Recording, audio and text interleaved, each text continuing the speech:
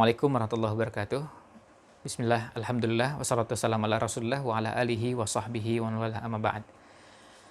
Rekan sekalian yang saya hormati, keberadaan kita sebagai hamba Allah mengharuskan kita untuk tidak pernah bosan memanjatkan puji serta syukur atas limpahan nikmat dan karunia yang masih terus Allah berikan pada kita semua. Nikmat yang tak terhingga, meskipun di tengah wabah corona yang mungkin bisa jadi menghalangi sebagian aktivitas kita. Tetapi bagi kita, semua yang ada itu tidak menghalangi keinginan kita, kesungguhan kita untuk terus melakukan ragam aktivitas. Salawat serta salam mudah-mudahan senantiasa terlimpahkan pada Nabiullah Muhammad Sallallahu Alaihi Wasallam, pada keluarganya, para sahabatnya, dan siapapun yang senantiasa menegakkan sunnah-sunnahnya sampai akhir zaman. Rekan sekalian rahimakumullah, pada kesempatan ini kita akan sama-sama belajar untuk mengenali bagaimana para sahabat radhiyallahu anhum di bulan Ramadan. Kita sebagai umat Nabi Muhammad SAW, atau secara khusus juga generasi muda, tentu punya tanggung jawab untuk bisa meneladani apa yang telah beliau contohkan. Karena masa muda adalah masa emas ketika orang bisa melakukan berbagai hal yang tidak bisa dilakukan oleh anak kecil maupun orang tua.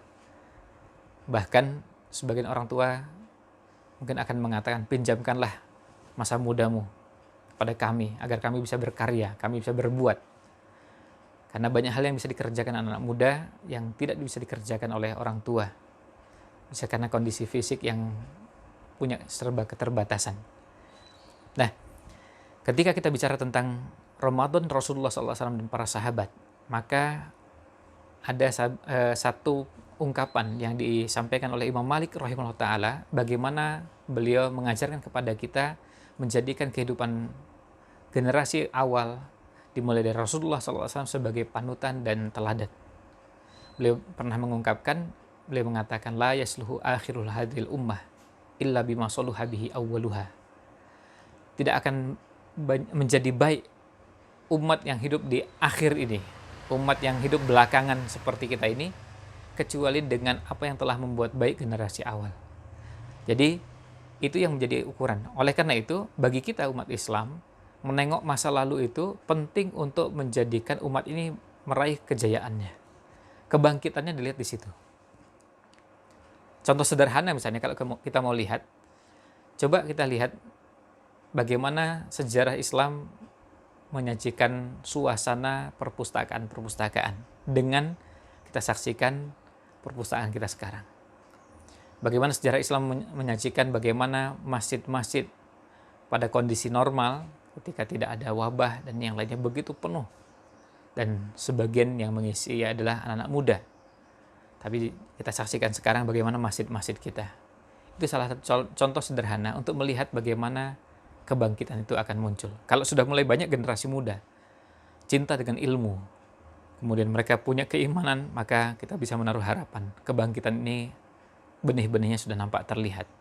Tapi kalau yang terlihat sekarang ini adalah bahwa generasi muda masih jauh dari ilmu, jauh dari keimanan, maka kita harus berjuang bagaimana mendekatkan agar kebangkitan itu semakin dekat di depan mata kita dan harapan itu semakin nampak.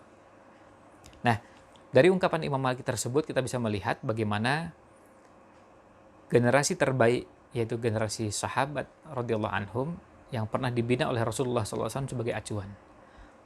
Nabi Muhammad SAW pernah bersabda, khairun nasi qarni, sebaik-baik manusia adalah zamanku, tsumma alladzina yalunahum, kemudian zaman sesudahnya, tsumma alladzina yalunahum, kemudian zaman sesudahnya. Jadi artinya generasi terbaik itu generasi di mana Nabi SAW hidup. Baru kemudian generasi berikutnya, kemudian generasi berikutnya. Nah, oleh karena itu, kalau kita ingin melihat bagaimana puasa Ramadan yang terbaik, maka kita lihat puasa Ramadan yang dipraktikkan oleh generasi terbaik. Sehingga kita mendapatkan gambaran yang utuh tentang aktivitas Ramadan mereka. Nah, ketika kita bicara tentang Ramadan, puasa Ramadan ini disyariatkan pada tahun kedua Hijriah. Ya, Rasulullah SAW puasa Ramadan berarti cuma 9 kali. Tahun kedua sampai dengan tahun ke-10, cuma 9 Ramadan.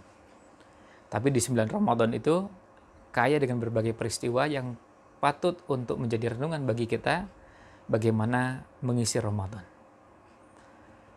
Saya akan coba menyebutkan bagaimana Ramadan yang dijalani Nabi SAW, dan kita akan menyebutkan sebagian saja karena waktu yang tidak panjang. Tapi insya Allah sudah cukup untuk bisa memberikan gambaran bagaimana Ramadan Rasulullah SAW yang kaya dengan kerja-kerja, kaya dengan amal, kaya dengan ibadah. Tapi sekaligus juga menggambarkan gambaran yang agak lebih utuh, bahwa Ramadan tidak hanya sekedar isinya puasa, tidak hanya sekedar isinya berdoa, tidak hanya sekedar isinya berzikir, tetapi juga ada aktivitas lain. Sehingga Ramadan kita sempurnakan dengan semua itu.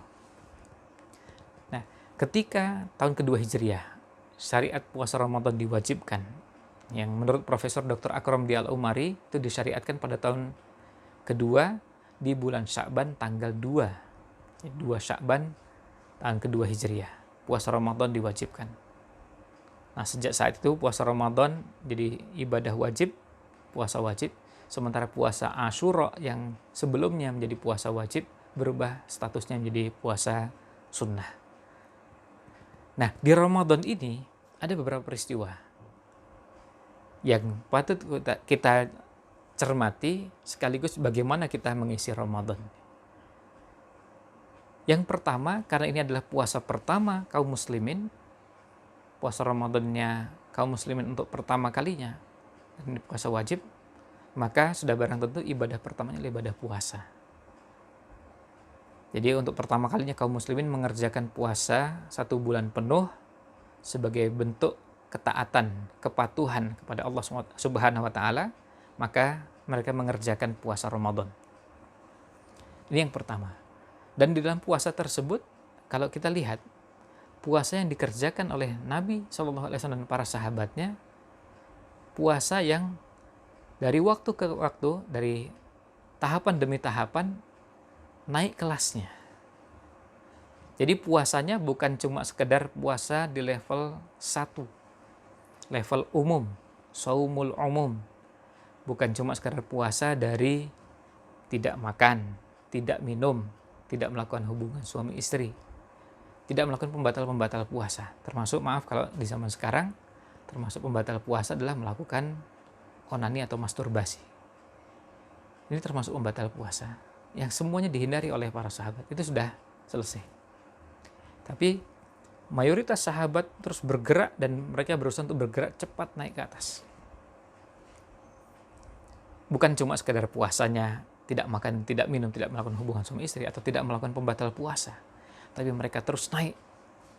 Naik ke level apa? Naik di level di atasnya. Level di atasnya adalah level ketika orang berpuasa, yang berpuasa bukan cuma tidak melakukan pembatal puasa, tapi juga puasa matanya, puasa telinganya, puasa lisannya, puasa tangannya, puasa kakinya, puasa mulutnya, organ tubuhnya juga puasa. Bagaimana bentuknya? Al-Ghazali dalam Ihya Ulumuddin menyebutkan bahwa puasanya mata adalah dari melihat hal-hal yang dicela dan dilarang dalam agama ini, yang dibenci dalam agama ini. Maka melihat hal yang seperti itu juga mereka hindari, yang kemudian kita kenal dengan istilah ghaddul basar. Dan ghaddul basar juga sampai pada kata Al-Ghazali menahan pandangan dari melihat hal-hal yang bisa melalaikan hatinya dari Allah SWT, dari berzikir kepada Allah SWT.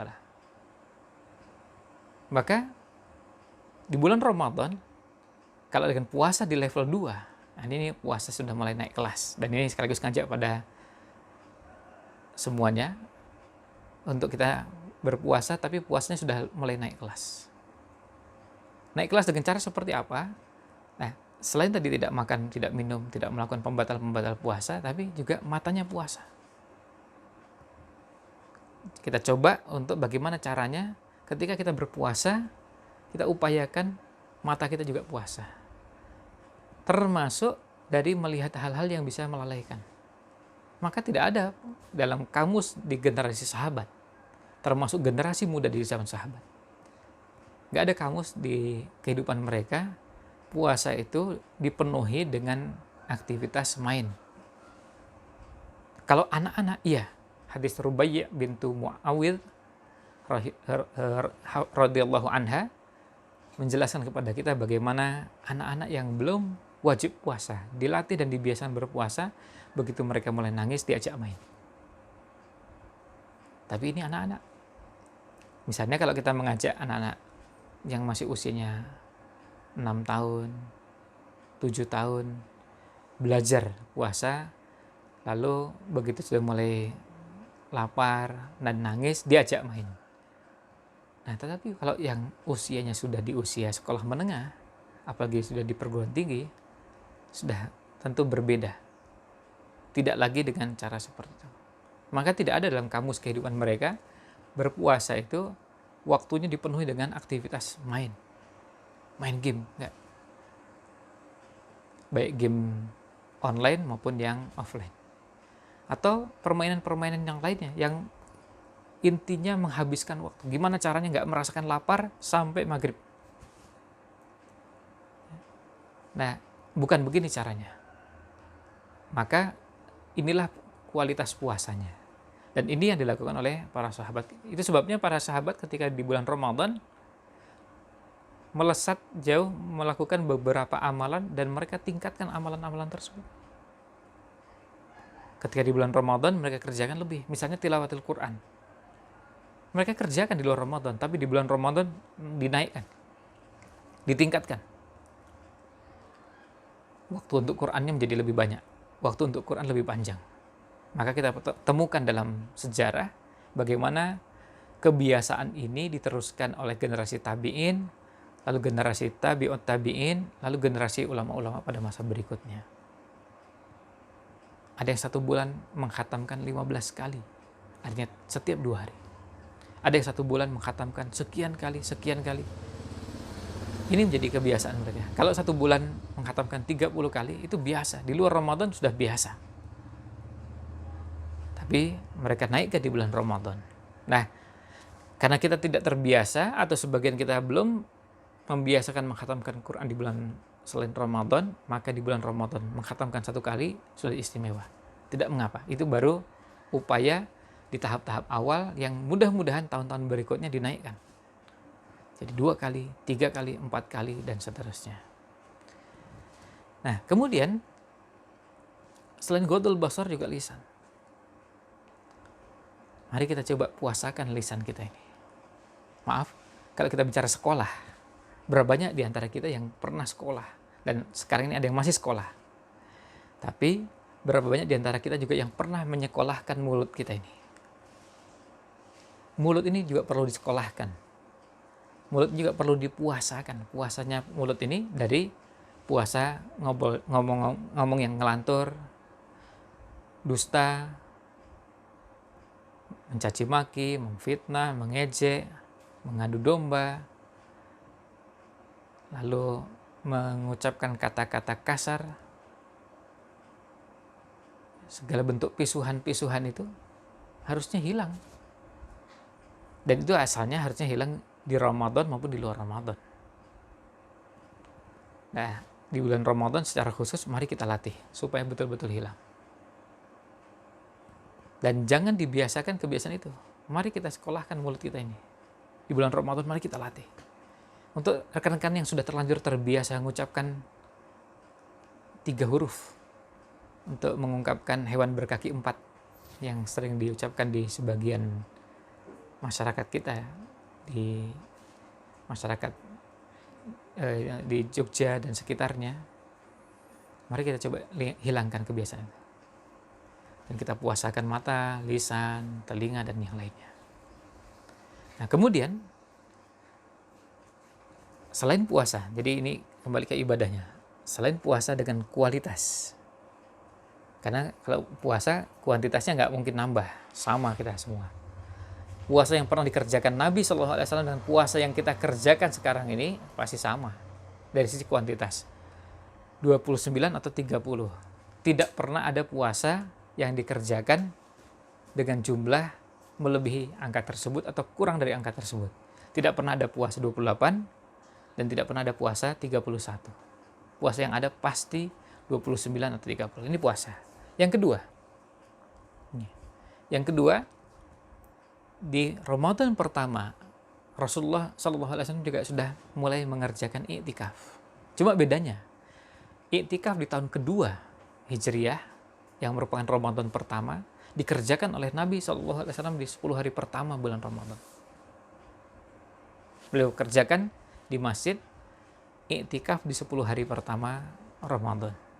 Baru kemudian pada tahun-tahun berikutnya i'tikaf itu dikerjakan di 10 hari terakhir bulan Ramadan setelah Nabi SAW mendapatkan bimbingan dari Allah SWT bahwa Lailatul Qadar itu di 10 hari terakhir bulan Ramadan. Tapi yang jelas itu ada i'tikafnya. Kalau sekarang ini dengan kondisi tidak memungkinkan di masjid, maka aktivitas yang akan dikerjakan di masjid dalam suasana i'tikaf kita kerjakan di rumah. Meskipun i'tikaf memang khusus di masjid, tapi aktivitasnya bisa kita kerjakan di rumah. Artinya, malam-malam 10 hari terakhir bulan Ramadan yang diharapkan menjadi Lailatul Qadar, kita isi dengan memperbanyak ibadah. Karena malam-malam tersebut khairun min alfi syahr.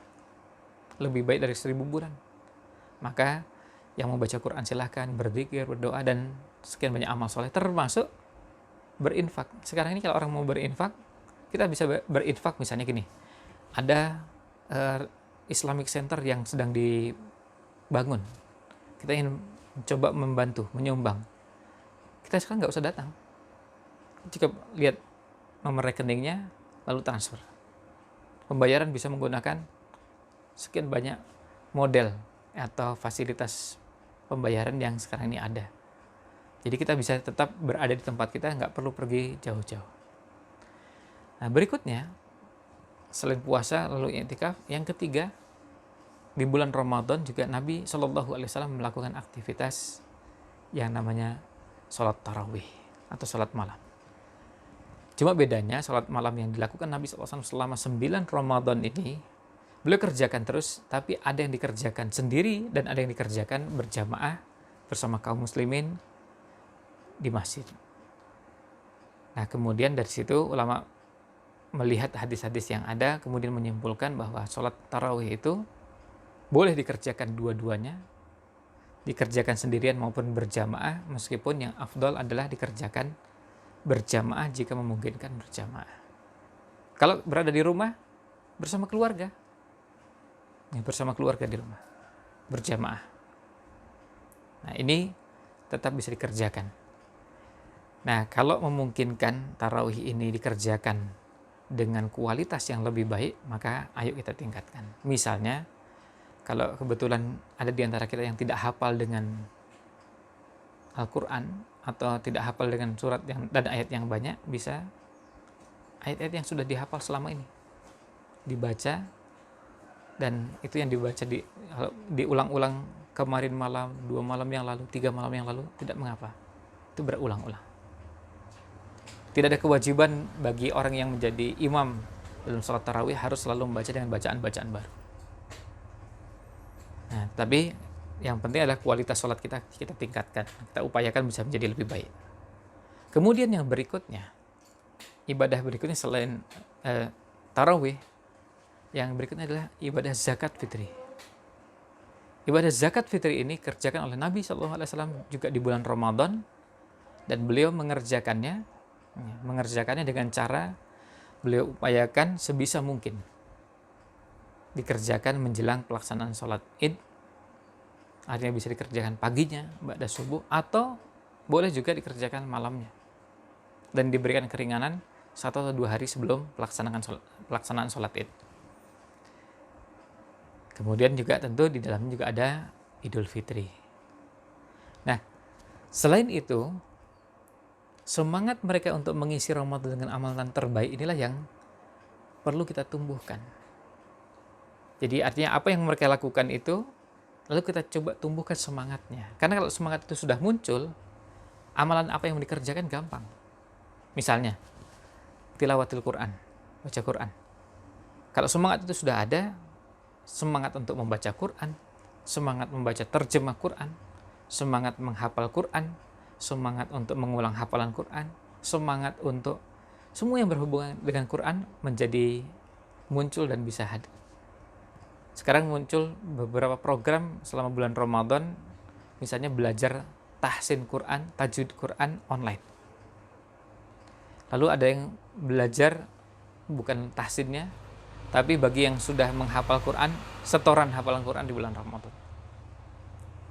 Ada yang punya program, saya baru dapatkan kemarin malam, baru tadi malam saya dapatkan, ada yang bikin program bisa bergabung di grup WA bagi yang mau untuk belajar, memotivasi, saling memotivasi satu dengan yang lainnya. Masuk di grup, kemudian ditargetkan 3 hari hafal 30 juz. Jadi 1 hari 10 juz. Ini juga bagian dari upaya bagaimana menciptakan suasana Ramadan kita. Dulu para sahabat radhiyallahu anhum tidak perlu program-program seperti itu karena memang suasana itu sudah hadir dalam kehidupan mereka yang mereka mendapatkan bimbingan dari Rasulullah Shallallahu Alaihi Wasallam. Jadi suasana itu sudah hadir. Makanya salah satu yang perlu kita tumbuhkan adalah semangatnya. Dan salah satu ciri khasnya anak muda adalah semangat. Kalau semangat itu sudah hadir, alternatif pekerjaan, kegiatan yang mau dikerjakan banyak. Mau zikir, gampang. Banyak pilihan zikir. Kita membaca istighfar sehari. Kalau Nabi SAW 75 kali, 100 kali, tentu kita lebih layak untuk membacanya jauh lebih banyak. Kalau kita bisa 2 kali lipat, 3 kali lipat, 5, 7 kali lipatnya, tentu lebih baik. Karena kita jauh lebih banyak berdosa daripada Rasulullah SAW. Dan pada hari kiamat kita akan menjadi orang yang lebih baik daripada teman-teman kita ketika istighfar kita lebih banyak. Demikian pula zikir-zikir yang lain. Nah, inilah yang mari kita coba tumbuhkan untuk mengisi Ramadan kita ini. Nah, mudah-mudahan dari ulasan ini kita bisa dapatkan begitu banyak atau beberapa hal yang bisa menjadi inspirasi bagi kita, pilihan-pilihan amal, tapi paling tidak dimulai dari niat dan semangat. Bagaimana kita mengisi Ramadan kali ini, apalagi ketika kita lebih banyak berada di rumah, artinya energi kita tidak banyak terkuras dengan aktivitas-aktivitas di luar. Perjalanan dari satu tempat ke tempat yang lain tidak perlu kita lakukan. Akhirnya kita lebih banyak di rumah dan ini yang membuat kita jadi lebih banyak beraktivitas di bulan Ramadan karena tidak banyak energi yang dikeluarkan sehingga tilawah kita menjadi lebih banyak, salat sunnah kita juga kita tambah, kemudian kualitas puasa kita tingkatkan, termasuk mendengar, menyimak kajian-kajian, baca buku menjadi bagian yang mengisi aktivitas Ramadan kita. Mudah-mudahan ini bisa menjadi bagian dari upaya kita untuk mengisi Ramadan ini dengan amal-amal terbaik dan kita menjadi manusia-manusia yang betul-betul berbeda pada Ramadan kali ini dan keluar dari bulan Ramadan menjadi manusia-manusia baru yang diterima puasanya dan diampuni dosa-dosanya. Demikian yang bisa kami sampaikan, mudah-mudahan ada manfaat yang bisa didapatkan. Mohon maaf jika ada yang kurang berkenan. Wallahu a'lam. Subhanakallahumma wa bihamdik asyhadu an la ilaha illa anta astaghfiruka wa atubu ilaik. Assalamualaikum warahmatullahi wabarakatuh.